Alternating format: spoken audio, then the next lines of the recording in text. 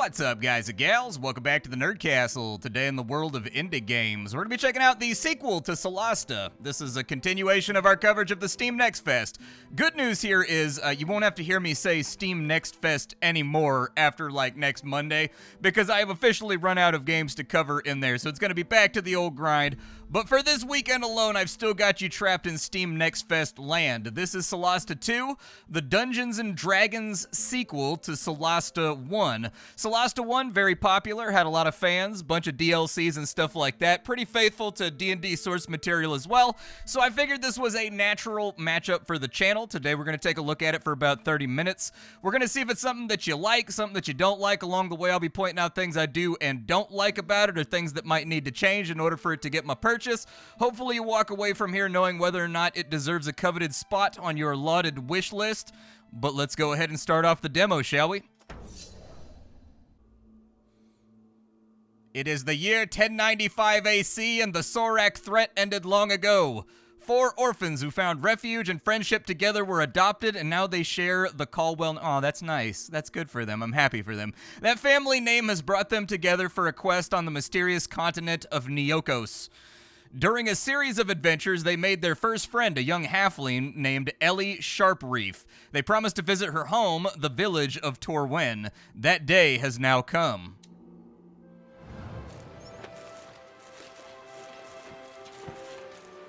Finally, this is it. Tor Wen. Can't wait to see Ellie again. I'm curious about the giant statue she told us about.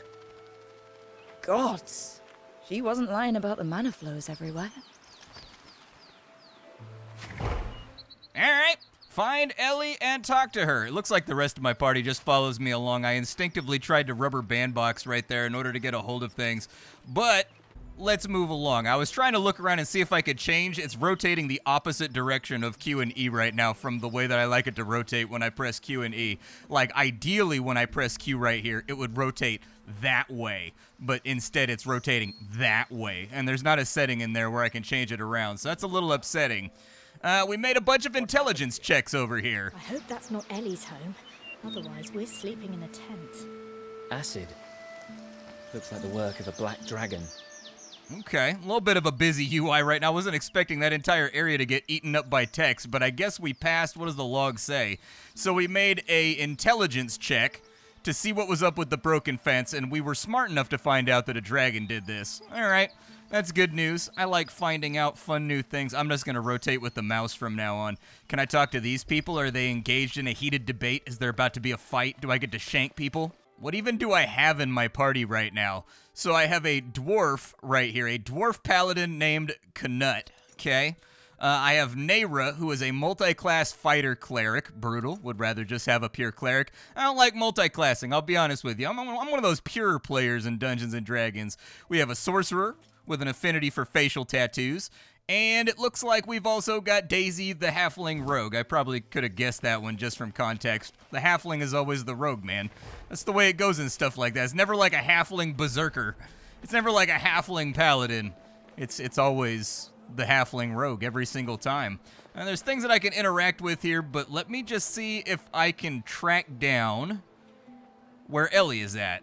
There's someone, like, hawking their wares over here, and it wants me to... It's blinking on my map right now, so I'm willing to bet I'm supposed to click on this lady. Let's find out what fun-filled adventure she has for us. Oh no, I've heard no news from a friend who's supposed to be delivering me some goods. Plus, no one's buying anything from me. Not even you. Or are you? You're right. We're not buying. Don't listen to our brother. He doesn't decide for all of us. Ugh.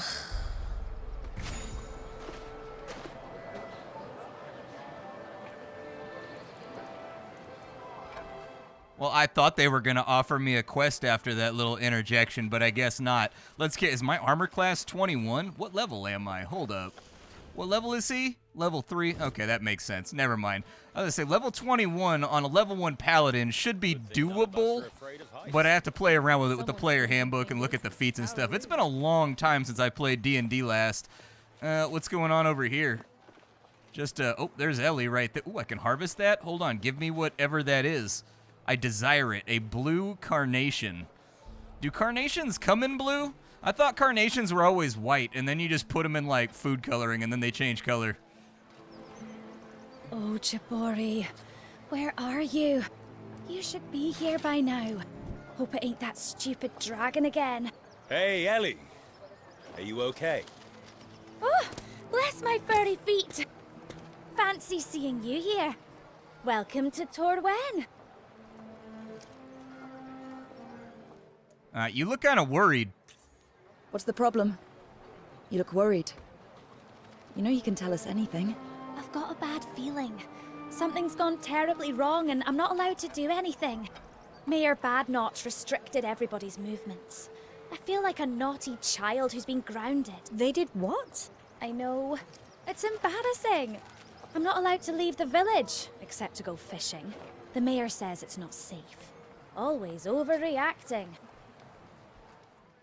All right. What was that you were saying about dragons? Oh, there's a big old dragon comes down this way every year to nest. Mostly leaves us alone if we leave it be, but it takes half our pearl harvest for the trouble. Reckon it likes the fish and crabs down in these parts too. It's been acting fierce peculiar of late. Don't know why. That sounds really dangerous. It is. We're used to it, but still, it could wipe us all out if it wanted to. Who's Jabori? Who's this Jabori you're so worried about? Oh, he's an old sickless. Lives down bottom of the cliffs in a little house. Likes to pretend he's younger than his years. Doesn't fool me. Must be well over 300 years old. He comes by every day to sell fish, pearls, and seashells. Or just to say hi. But I haven't heard from him for too long. Something's wrong. Have you checked his house? Wish I could, but it's not that easy right now. Okay. We saw some ruined houses on our way up here. What happened? Oh, that. We've been getting lots of earth tremors, and had a visit from the dragon. So the dragon attacked the village. Sounds like things are much worse than you said. And what do you think is causing the tremors? We think it might be the dragon, digging around in the cliffs beneath Tor Wen. There's been a lot of shakes and plenty of strange noises too. Things really aren't good. I wish I could have given you a better welcome to my home. Well, I mean, you live in a place where stuff is levitating and there's magic flying through the air, so I would kind of like expect these sorts of inconveniences to happen. We can go check. We could check on Jabori for you. Try to find out what's going on with this dragon, too. Oh, that'd be great. I would have gone myself, but, well, you know. Oh, I guess I should mention, we've got a bunch of kobolds nesting nearby too. They worship the dragon, but so far, they've never come close to the village. Considering everything else, well, best keep an eye out for the nasty little critters. They can bite. Good to know. Thanks for the warning. Anything else we should know about Tor Wen? Well, don't you fall down the cliffs. Before you go, you can meet the mayor if you like. Actually, it'd be nice if she knew that I invited you. I mean, especially if you can help us. Sure. Well, we'll see you later, Ellie. Stay safe.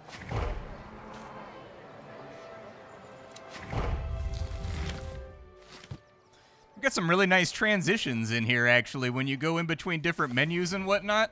Like, they've got some clean-looking transitions moving through. I just had, like, a pop-up right here that was like, you should visit the shore, and I hit open, and it did, like, a full-screen wipe real fast, and it didn't, like, usually when games have stuff like that, there's some kind of frame lag or something whenever it happens. Not the case here. Seems to be doing okay, despite the very, very decent looking graphics that they've got going on. I found the character movements to be a little bit over exaggerated so far, and the lip syncing seems like it's probably a work in progress. But taking a look at the map right now, it looks like we need to go to the northeast if we wanted to find Jabori. There's a whole bunch of containers and things around as well, but nothing's like blinking at me the same way that is, and I'm interested in getting into like some trouble. I'm trying to get into some fights around here. So let's go see if we can pop the lid off whatever this intrigue is with the dragon. All right, let's go down to the shore and see what trouble we can get in. Oh my God, okay. Hold on to something. This can't be natural. That was definitely something. While you're investigating Tor Wen, an earthquake came. Looks like an elevator to get down to the shore. All right.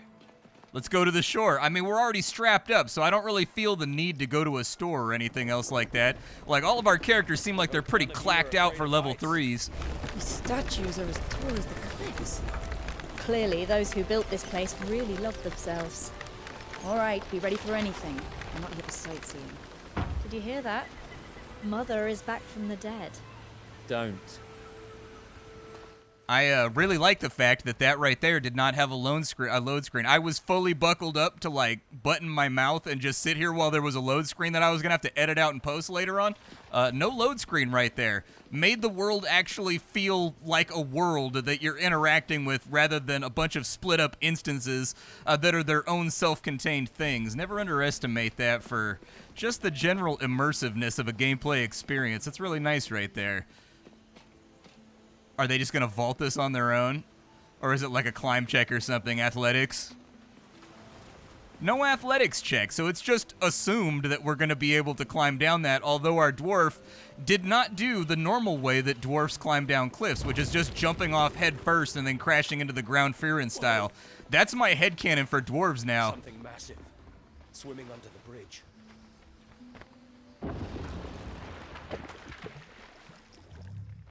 Okay. I do like how you can pull the camera down like this, too, to get almost like a third-person view of what's going on in the area. It makes the game feel much more open, and it makes it feel much less restricted than just locking the game to just principal isometry. That's good. I like that right there. All right, let's grab that. A blue carnation. Well, hopefully I can do something with it later. I'm guessing alchemy or something. You guys come on down this way. I'm going to hold down the out key to see if there's anything that I can, like, loot or pick up. What's that right there? A look spot and a harvest spot. I'm going to harvest first because I like loot. What you got for me? Pink jasmine. I'm going to put it in some rice. It's going to be delicious.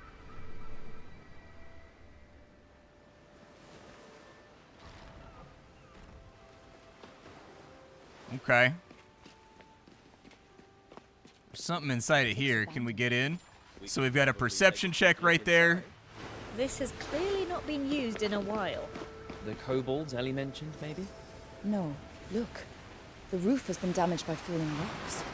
I think that's because of the earthquakes.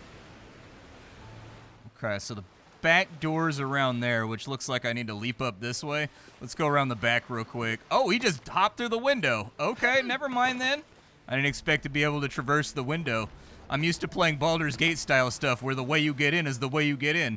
And we've got food rations, we've got a couple of arrows, and we've got a fishing net. Probably just trash loot, but the rations and whatnot will be helpful. Dead guy over here. And he's got a longsword +1. That's pretty dank loot for a level 3. I'll take that. A shield of fortitude that gives +3 to our armor class. Yeah, let's get that stuff equipped real quick and see what it looks like when we fiddle around with equipment here. So he's got a longsword. That's just a flat upgrade, so give him the +1. Does it look different? It does. The longsword +1 actually looks a lot more intricate and ornate, and it looks like it's got a vague amount of magic on it right there. He's also got a shield on this side. What does he have right there? +2 to armor class, +3 to armor class. Easy pick. 22 armor classes. Really good for this level. That's nice. People are going to have trouble hitting him. Let's crack the door on open, and we'll figure out where we want to go next. Grab my harvest over here.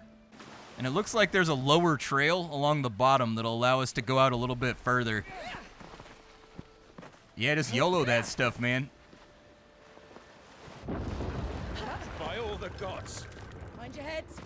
We have to find what's causing these quakes. Okay. Look at those crabs. There's food for a week in one of those pincers. There goes the free will. Little cowards. I do like that they're kind of like bantering and they have dialogue in between each other right now. I'm curious if when the game comes out... Don't judge before you taste. What does the kobold have? He's got a kobold chest key, and he's got an explosive pearl that gives us 3d6 damage. Do I have to equip that somewhere? Like, do I have like a belt pouch for throwables and whatnot? Games like this typically have like a throwable slot. Only looks like him and one other person can throw it, so I'm sort of curious, back to my original thought, I'm curious if they're going to let us create the 4 orphans in the final version of the game. Like for a demo right now where they're just trying to show off their tech and what they've got moving along to get people interested, it makes sense that they just gave you a pre-built party so that people didn't get, you know, sidetracked or anything else like that with crazy amounts of character making. But I would have liked to have seen a character creator. Oh, there's more in the water over there. Oh, and there's one on the ground right there, too. This should be a fun little throwdown. All right, so what do I have going on here? My fighter and my cleric. Move up to there. And let's take a look at the UI real quick. Okay, so it looks like we've got all the major D&D stuff here. We've got our normal attacks. We've got our advanced actions over here. Things like dashes, things like putting yourself into dodge stance and whatnot. It looks like we've also got devices. What spells does she have readied up right now? She's got Spare the Dying, Sacred Flame. It's a cantrip. Sure, actually, no, never mind. We don't want to cast inside melee range. I forgot about that. Just bash that thing in the head, would you? There you go, a 9. Oh, you rolled a crit. Very nice. Oh, never mind. I thought she rolled a natural crit right there. No natural crit, unfortunately. We rolled a 15 plus 5, so she's got decent combat stats. I don't know if I want to use Action Surge just yet. That's a special fighter ability where they can do 2 actions in 1 turn. I think like once per long rest, and I think they get more of them later on in the game. But like I said, it's been a hot minute since I played D&D. And we'll end the turn. Let's bring our Paladin on up. Let's see what he's working with over here. He's got Heroism, so your target can't be frightened and they get temporary hit points. We've got Bless. Yeah, I would say throw a Blessing on her. There you go. That's what I'm talking about. Blessing's going to give her an extra +1 to her dice. So she's got an incoming attack. We can protect an ally, impose a disadvantage on the Crab Scrapper. Yeah, we might as well. There you go. If you don't know what disadvantage is, you've never played Dungeons & Dragons before. Basically, it means you roll a dice twice and you take the lower result. Can you fire into that melee right there? 30% chance, 35% chance. Yeah, there's cover and line of sight issues. Okay, well then let's like move ourselves around a little bit. I think I can shoot through the gap right there. And then this guy over here, he's got a firebolt cantrip. Yeah, just hit him with a little something something right there. Let him have it. Stood a chance. Good stuff.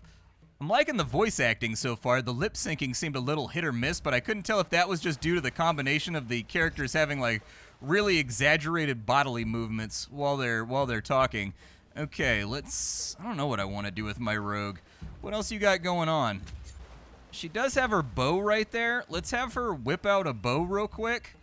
And we'll keep her in the back line for now. I'll swap her back over to the daggers for like backstabs and things of that nature. Once we're more sure of what the situation is putting in front of us right now. I'm liking the smoothness of the animation though. I like the world design as well. It's a very pretty game to look at. Okay, so he tried to do something.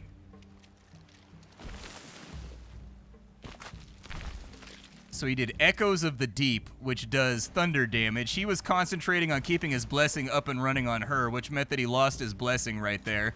Go ahead and bash that thing if you could. Good stuff. Let's go for the action surge now. That sounds like a good plan to me. So now that we've got our action surge, it's a 50-50 right there. Do I have anything that guaranteed hits if I cast it? We have Guiding Bolt, but that's a big resource right there. It does up to 24 damage, but I don't know if I want to blow a Guiding Bolt just yet.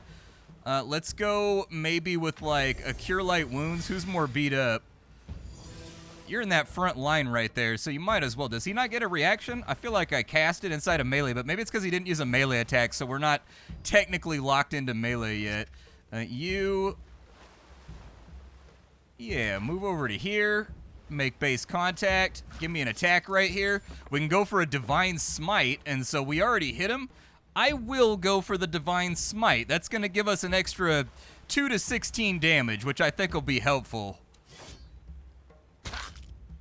This big guy has me a little stressed out, and I think our normal attacks aren't quite doing it. What's your bonus attack? Oh, I had Divine Favor. Okay, I probably should have gone through everybody's ability. It's, like I said, it's been a little while since I've played around with Dungeons & Dragons, and so my default brain power right now, trying to remember what each class can do, is unfortunately not where it needs to be.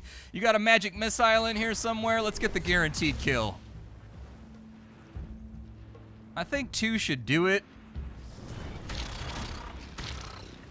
Okay. We got the big guy down, so we're in good shape there. How many times did she have Cure Light Wounds inscripted in her spell book? Because I'm probably going to need some more Cure Light Wounds in my life. Can you hit a shot from here? You can try, but unfortunately we put it into the side of the berm right there. Use the rest of your movement to run back over here and space him out a little bit.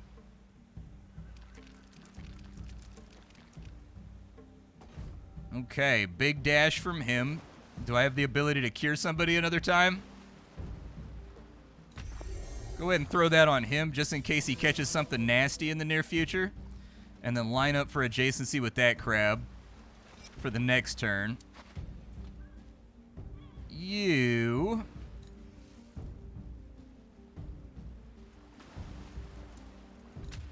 go ahead and stab away over here. I don't know if we need Divine Smite right now. Don't do it. It's using up one of our spell slots, and I may want to bless somebody or something a little bit later, and so it's also possible that I'll be able to take a short rest after this and get my spell slots back, so we'll see. You go... I mean, if you land that, it's fine. That's good. That works. Go ahead and hang out exactly where you're at. Pop a shot at him with that big chunky dex that you've got over there. I don't know what the hell he was trying to do, but it's not going to happen. Let's move over to here. I think he might be stuck over there. Big old crit on that one. Hell yeah. Let's take a second and just chill. We'll let the crab come to us.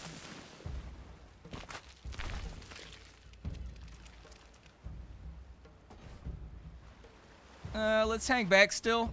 We're going to bypass another turn, and we're just going to be a cornball about this one because he's got to expend a dash to get to us. Oh, no, they have that ranged Spit'ems attack, too. He rolled a 19. We got lucky on that one. Could have been a 20 just as easily. Go ahead and start bashing. 17 is good. So far, our dice have been reasonably predictable. You can't really do much from where you're at, so just...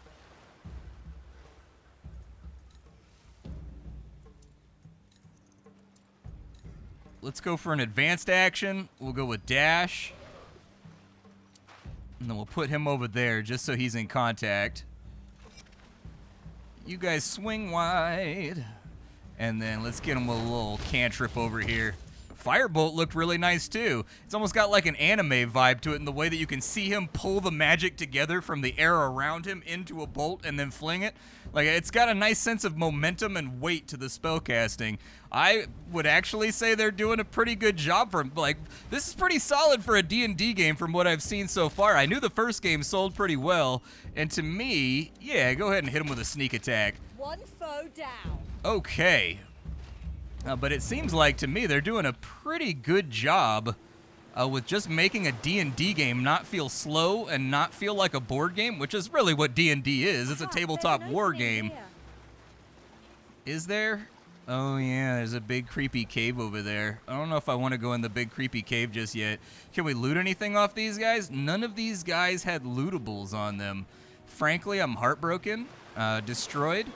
I feel like I deserve the ultimate murder sword +7 for my limited engagement with the crabs. This is a peculiar house. Not if you're a Sickles, I suppose. Yeah, let's take a short rest real quick. Let's restore some HP over here. Let's give her the other 2 dice. That'll work. I don't know the difference between these two. All right, well, just get everybody restored on up then. It looks like they restore like a D10 or something. There must be some like minor rule about short rests that I've completely and totally forgotten. Embarrassing because I used to be a big D&D guy, but lately No one's home. You didn't just stand up Ellie then. we've I got see some... no trace of violence yet.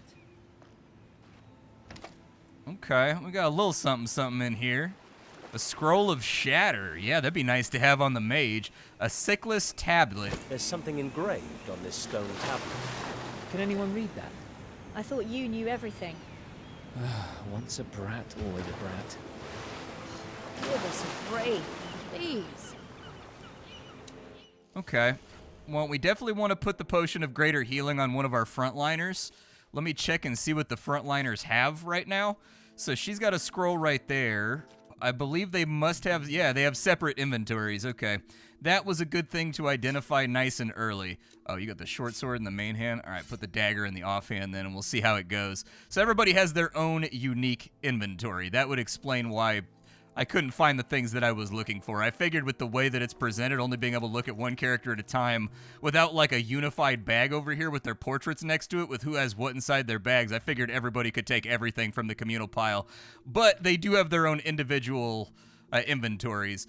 I would recommend getting rid of this console-style list over here in that respect.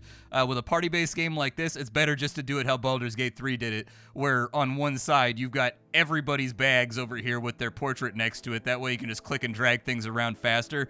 I'm guessing this game is planning on having a console release, which is why they went for this kind of sidebar style that's easy to navigate with thumbsticks, rather than something that's more mouse-driven. That would be my guess. Maybe even make it an option that you can click on inside the settings. You know what I mean? Just make it easier for PC players. You are, after all, releasing on PC. Let me get some of this stuff all nice and divvied up. All right, I've thrown around all my stuff and things. I've got potions on all the people that are going to need potions. I've got explosive pearls on people that might want to have an explosive pearl. We'll put him back on dagger mode. That way he's got that explosive grenade ready to go if he wants to throw it at somebody. What's going on over here? Look for Jabori even further away. I noticed my little guys have light sources. Oh, God. We're getting closer. I noticed all my little guys have light sources on their belt, and I'm curious to see if they'll light up their light sources automatically. Oh, it's out of uses, so I guess that is a manual thing that we have to do. Got more carnations over here. I'll take those. Everybody run back around. Okay, I thought they were going to climb up right there. I didn't see the little ledge thing on that side. Tutorial for stealth. We don't need that. That's unimportant. Stealth, meh. Don't have to worry about it right now. We are a party full of people that like to bash skulls. I think we found Jabori. Who feels like a little chapped with the critters? Waste of time. Let's smash their skulls up. We could tell them we're part of their dragon cult. Even a kobold won't believe you. We need proof. I could sneak by and take some of those dragon scales. Make it look like we belong. Huh. If you pull that off, your next drink is on me. Deal. I think I'm just going to swag down in there and murder them all. They're just kobolds, bro. What do they have? Like 1 to 2 hit dice? Is there like a wizard or anything back here? No. I didn't mean to click. That was an accident. I was trying to click on the individuals to get some idea of what their class composition is going to look like. Let's see. Head counts. I count 7 or 8 of them. But they are kobolds at the end of the day. Like a challenge rating, like 1/2 enemy that is not that scary. The wild card here with kobolds is, I don't know if they have a wizard in there. If they have a wizard in there, this gets more complicated. That guy's looking kind of wizardy. He's got a dagger in one hand. He's got like a weird skull ropey thing on his head. Maybe. I think if we could keep him to one front, we'll be okay. I'm not going to mess around with the whole dragon scale idea. Let's just run up in here and whoop him real quick. Like, I've still got most of my spell slots left, so I'm not too worried about the way that this is going to go. I'm going to loot this little pile over here. All right, people, let's do this. Oh, those were the dragon scales. I thought that was a pile of treasure because it was gold. Well, I guess I have the dragon scales, so we'll just swag in here like we belong. Who in the name of our mighty obsidian majesty are you lot? Spill the beans, or we'll feed you to a mage. I'm part of your cult. We are worshippers of the Black Dragon. It granted us a gift, proof of its trust, a scale of its dark body. They're a dragon shaman, boss. And don't want to upset the big un, boss. I knows what they is, Slasher. Now shut your trap, or I'll got you. Dragon shaman. I suppose so. Damn Sickless and his friends poking stony faces where they not wanted. Just working out what we do next. Tell you what, don't bother us. We don't bother you. Understood? All right. You think your Obsidian Majesty has left, don't you? What if she doesn't come back? Cool, she come back. She the Obsidian Mistiness. Bestest dragon in Neokos. What will you do to the prisoner, I guess? What will happen to this Sickless? Mighty Obsidian Mistiness will eat him for her dinner. Probably calm her rage. At least for a day. Oh, damn. Strange stone faces, you say? Strange Sicklers? Yeah, some strange-looking Sicklers. Different, odd colour, not normal. Had to fight, made it clear what they want ain't here. They capture some kobolds, walked out the caves at low tide, disappeared. What's going on here? What's the Sickless done? Loads of rumbles in the ground. Mighty Obsidian Mistiness gets all angsty. Her head got broke by one of them tremors. Strange stone faces turn up. Big fight. Doesn't take a sucker's old brain to work it out. Do it! All right. We need to go. We'll talk again, for sure. My dwarf sounds like Ewan McGregor, dude. Enough with the questions. He doesn't sound gruff and gravelly, and he sounds like an optimistic dwarf that hasn't had all the cynicism beat into him by life just yet. Maybe we go up and talk to this guy real fast and see what's going on with him. Are you Jabori? I am. Who are you? Friends of Ellie Sharpreef. She told us about you going missing. Stone at sea. Fortune smiles. Can you help me? Yeah, we could try to get you released. Did you piss off the dragon though? The kobolds think you're somehow responsible for breaking the dragon's eggs. I don't have a death wish. The tremors broke the eggs, not me. Do you know what causes the tremors? I might. That's why I came down here to check. Won't you tell us? Not as long as I'm a prisoner. All right. Who are the other guys? The other Sicklesses? The kobolds seem to have had a fight with other Sicklers. That makes it difficult to get them to free you. They have met with Kivuli. They are a corruption of my people. The kobolds are too stupid to make a difference between me and them. Kivuli? What are they exactly? Sickless who gave themselves to a cult. You're holding out on us. Why? Set me free first, then we'll talk. Fair enough. Okay, let's see if we can. I mean, I can't talk to Nasher the Mighty one more time. We wish to parley. Parsley? Don't know about parsley, but weakens talks. We've got a +4. It's not great. This one isn't one of the bad Sicklers. Ah, likely story. You think I'm stupid?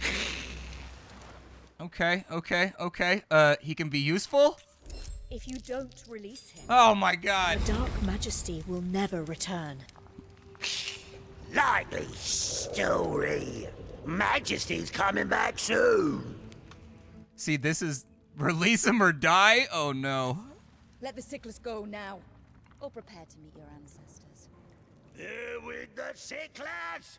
Kill 'em! Isn't this always the way it goes in D&D games, dude? You make all your dice rolls on all your carefully selected skills. For whatever reason, you always end up rolling like a 5, even though you have like a +7, and it's not enough to hit the challenge level. And then you just end up beating everything to death anyways. Look at all those hoops that I just jumped through. Maximum. Let's get... Oh, she rolled first? Okay. What do I want her to do? I think we want this guy to go first. So I'm just gonna bust a shot on him and see what damage I can get off nice and early. Half of his health in one attack. Yeah, you love to see it. Move over there and get wide. What do you have as your bonus actions? Disengage and dash? Okay, not helpful right now. He's attacking Joralus. Yeah. Force him to have disadvantage on his cast. It looks like he rolled a 1, so we're good there. On this side, this kobold veteran only has 10 HP. Just go ahead and bonk him real quick.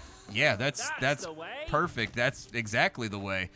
We will also go full ham hog and we'll action surge right here to maintain momentum. Big crit right there for 19. Okay, dude, see, this is why I never go the diplomatic route. I'm just so good at murder. All right, he's down and prone, and now we need to figure out where all the rest of them are coming from and whether or not they have, like, ranged weapons or what they have going on. We've got one guy back there who has he's right next to my mage, and I don't love that. Hey, technically, we could yeah, sure, dude, why not? Throw an explosive pearl. The video's almost over anyways. Like, we might as well have fun with some of our utilities. For you, let's go... Definitely light up your divine favor. That would be a very, very good thing to have. Can they even climb down to us right now? Maybe take a spot right there and just block off that pass to stop the enemy from getting over here. Oh, they have explosive grenades too. I hate it.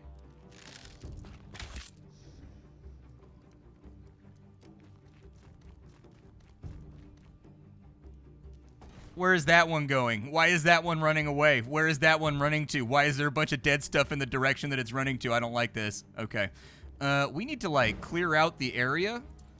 So let us consider... You come out over here and see if you can't catch him with just a cheeky little facial tap. You did get him with the face tap, so that's good. And then move out wide right here so that you have... Oh, I don't have dash. Okay.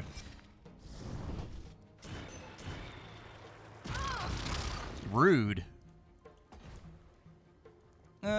Maybe just get up here and maybe alleviate one of my kobold problems. That was the one that had the granata, dude. Rolled a 5, so not the greatest damage roll, but you did a good job on the attack roll. Don't quite need second wind yet. I'll move up to here. And let's consider a magic missile. I mean, I do have Scorching Ray. Can I get him with Scorching Ray? I can't get him with Scorching Ray, unfortunately. Blast him with every magic missile we have. Probably not going to be fatal, but it'll give him something to think about. Maybe move up a little bit, too. I don't see too many other things we have to engage with back here. You come up this way, and we'll try to get a finishing kill on this dude. Good stuff. And that pretty much just leaves us with that cheeky little bastard up there. I don't know what my play is with a bow right now. 45% on the sorcerer. He is the most dangerous, though. Do you have a potion? You do not have a potion. Okay, so what I would like for you to do then is dash back around a corner and be in cover so you can't be targeted. Break line of sight. Oh god, my camera, it's been pulled into the wall. Shake it off. I figured that since she was behind a pillar, she'd probably be good to break line of sight so she couldn't be casted at. I was very wrong about that. I've learned that lesson the hard way. I don't have any level 1 spells left, which is a tiny bit unfortunate. I would say drop a Sacred Flame on him, maybe. There's a pretty good chance he's just gonna resist it, though. Hey, that was mine. Okay, we got him. That's all right. I'll take it. Move out here and wide to leave room for the Paladin. And so far, I'm pretty happy with this, actually. Like, in a world where Baldur's Gate 3 exists, it's always a little bit difficult to get into a CRPG because Baldur's Gate 3 is just blowing everything else out of the water. Now, with this game, we haven't really seen how much the player's choices are going to matter. We haven't really seen how much the game is going to tie together with sort of like these nested strings that are all interrelated as you make decisions throughout the game. And I think that's a big appealing part of Baldur's Gate 3. But I will say from the presentational front, I do like the graphics. I do like the way that the game feels to play. I do like the spell effects and the way that those are looking right now. I feel like the voice acting is dead on the money. The lip syncing, hit or miss. The general animations for when you're in conversations, a little hit and miss with some of the more humanoid guys that we've talked to so far. But all in all, it looks like they spent their time developing Solasta 1, figuring out what works for designing a game like this, and it looks like this is just kind of like an upgraded version of the first game. It's still Dungeons and Dragons, but this time around with a higher budget, you know? And I'm always down for that kind of adventure. My name is Splattercat. I sift through the pile to find what's worthwhile in the world of indie games every single day so that you don't have to. Today up on the chopping block, we were fooling around with Solasta 2, which impresses. I'll see y'all later. Take care, folks.